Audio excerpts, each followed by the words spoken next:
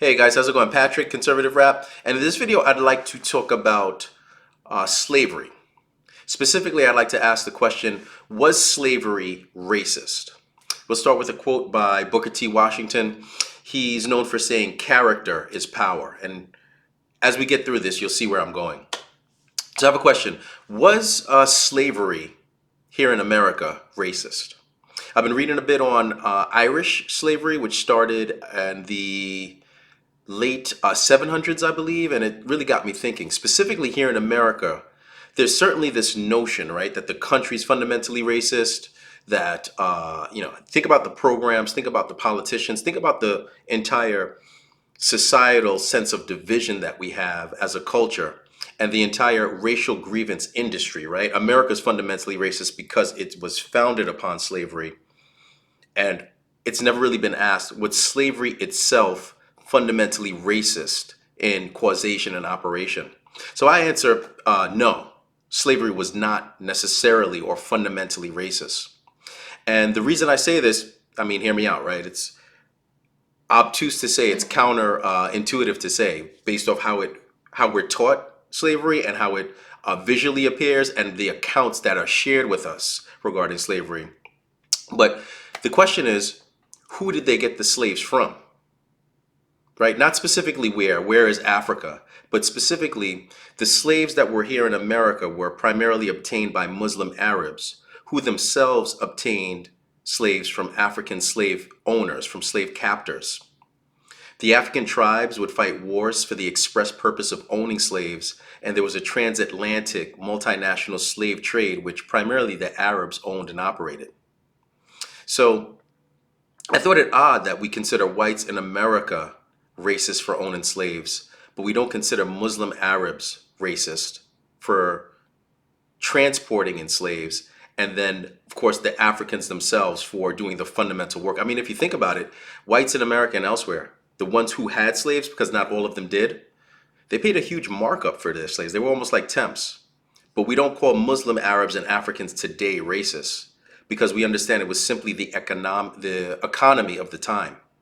Slavery, like prostitution, it's been around since the dawn of civilization. And many of the accounts are exaggerated and stereotyped. I don't know about you, but the first time I saw Roots, I was in sixth grade, I believe. I must have been like 11 or 12 years old, and it was shown to us in school, obviously before we had the fully developed critical mind that we do as adults. If you watch it now, you'll realize the account of slavery is real, like it's not realistic. It's very sensationalized, it's propagandized, and it's not historically accurate. There are many accounts that actually refute Alex Haley's. The film Roots was based on a book written by Alex Haley, which was itself primarily plagiarized from, believe it or not, a white author. And if you account for like the true historical records, the oppression and the brutalization is greatly over exaggerated. So I'd argue the opposite, honestly. It was white culture that proposed and fought for manumission and abolition, the Civil War, but beyond that, the very notion of liberty and the equality of man, the very notion, if you think about it, that slavery is wrong, stems from primarily white culture. However, with films like Roots and with the cultural propagandizing of racial grievance within America, we really don't have, I think, an open discussion to keep people critically thinking about how they're victimized and how they're utilized to draw citizens apart and really bring power more to politicians and more to our race hustlers, the racial grievance industry as a whole. So again, I quote Booker T. Washington. He says, "Character is power." So I always ask this question, does blaming someone else for your problems increase your power and make you more powerful, or does it make you weak? Or as I said in another post, how can you call yourself a man blaming another man for your problems? So I'll put some extended reading in the clips below, but what do you think? Was slavery fundamentally racist, or was it simply the economics of labor logistically at the time?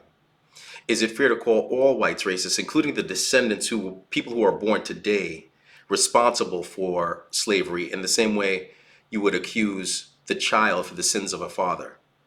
And then is it fair to say white culture is fundamentally racist due to slavery when they're equally responsible for abolition and our concept of equality of man? The Magna Carta, I think around the same time Abraham Lincoln freed the slaves, the serfs in Russia were freed by Alexander II. So as a whole, I see society slowly waking up, including black people, waking up to this manner of thinking. And um, this premise of victimhood and blame, like you can't hold a person back for long, right? So this whole concept that whites are, the slave owners and the oppressors, and blacks are the victims, that manner of thinking, it's so counterintuitive to human nature that I don't see it being able to be sustained for long. So feel free to comment below, and yeah, look forward to more soon. Take care.